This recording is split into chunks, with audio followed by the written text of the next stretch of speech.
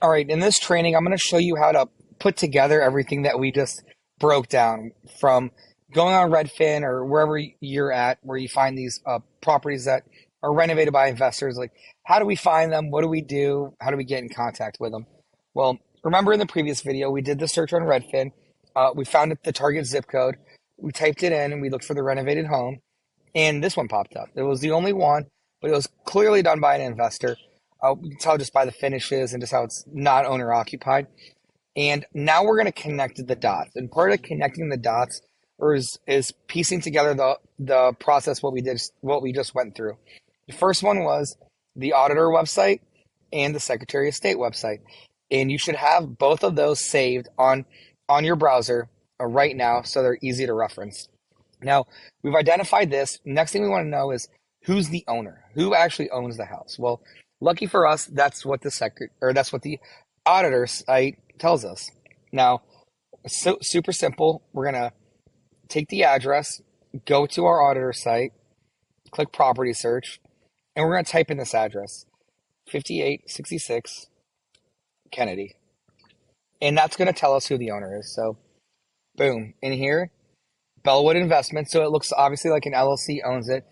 This isn't an individual. It's an LLC. And remember, we look at LLCs like people. They have their own personalities, their own uh, identification number. They're its own entity. So this entity is owned by Bellwood Investments. Now, this is interesting for a couple of reasons. The first one is I noticed that they're from California. So they're investing here in Cincinnati. And the second thing is if I can get a hold of these people, I could potentially have a really, really great cash buyer because I'm going to use this tool, the auditor site here in a second, to see exactly how active of buyers are these people. Do they have just this one? Do they have two? Do they have 20? I want to find out. Like, let's look and see before I dig into finding out how I can get a hold of them. So I'm going to go do this. I'm going to highlight Bellwood Investments. I'm going to copy it. Then I'm going to start a new search, open a new link, and I'm going to search by owner because I want to see what exactly they have. So I'm going to go in here and paste Bellwood Investments. And it looks like they have two properties. So not a super active investment group, but there's a couple properties and they're cash buyers. So that's interesting. I want to know who's behind it. I want to see how I can be of service as a wholesaler to them, right? Like, what's your buy criteria? What do you look for? And these are all things that we get into in future trainings about when we're talking to the investors. Right now, I just want to get in touch with them. Like, how do I get in touch with them? Well, now we have their name. The next site that we're going to go to is the Secretary of State. I want to find out who registered this company, who put it into existence. And we do that by looking at the Secretary of State. So we're going to go to our business files and we're going to do a business search. Click business search, and I'm going to type in the business name. Bellwood Investments. Search. It's a foreign limited company. Basically, that just means it's not, it wasn't started in Ohio, so it's foreign to Ohio. It was founded in California. No big deal. It doesn't really matter to us at all. But we'll click show details. And what this is going to show us is a few different things. Right here, an agency that registered it as the statutory agent. So what that means is whenever an LLC gets filed, there's somebody that's going to be the point of contact. So look at statutory agent as points of contact. Now, 9 times out of 10, it's a person. It's maybe me filing it, or it's somebody else that started the LLC filing it. But a lot of times, bigger companies and myself, where I'm at now, and even for you guys, you could totally get a statutory agent when you get all set up. It's basically just a layer of protection, just to kind of protect your identity for whatever reason if something were to happen. And that's just what they have. These people will take phone calls, get mail, do whatever on behalf of the LLC. So we can look here. This is our first hint. This company right here is their statutory agent. So let's do this. Let's do a Google search for this company. All right. All right. Awesome. See like what they do. It's a law firm, right response. So that's really, really typical for them to be a statutory agent. And one of my first calls would be to them. Let's see here what they do. Contact us. But now let's go click here for information. So I'll come look at it, see what's going on. So 9 times out of 10, this is like a unique situation because they're out of state investors, also with like almost like an internet based law firm. So 9 times out of 10, you're going to find it to be a local law firm. And if that's the case, I go after them.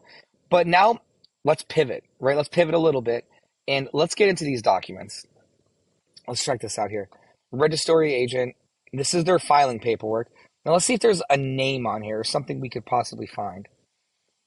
Bellwood Investments LLC. And, this is all stuff they sent in. Date they were filed. Agency, the global right here matches up. Hillard exactly matches up. So we're matched up. And then we have a name. We have Stephen Belmont, it looks like. Stephen Belmont. So let's do a quick search real quick, guys. Let's check this out real fast. So I'm just going to Google Bellwood Investments, Stephen Belmont. All right. And look what pops up very first. Bellwood, right here. Owning real estate, open the door. Clearly they do real estate. I'm fairly confident at this point this is going to be the same one, but let's look a little bit further.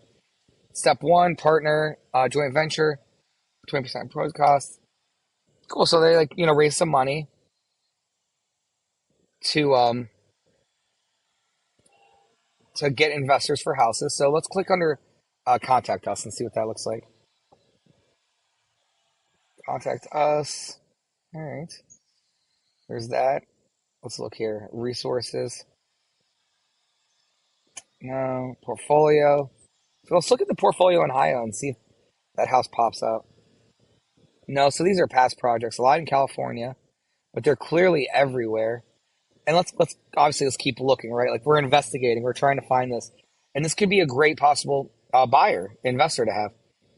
100 million deals, their system. All right, cool. Our team. Well, what do you know? Stephen Belmont. Guys, this is exactly what we're looking for. My next thing that I would want to do is I'm going to reach out to them and find out what their criteria is. And I'm going to do that in another video.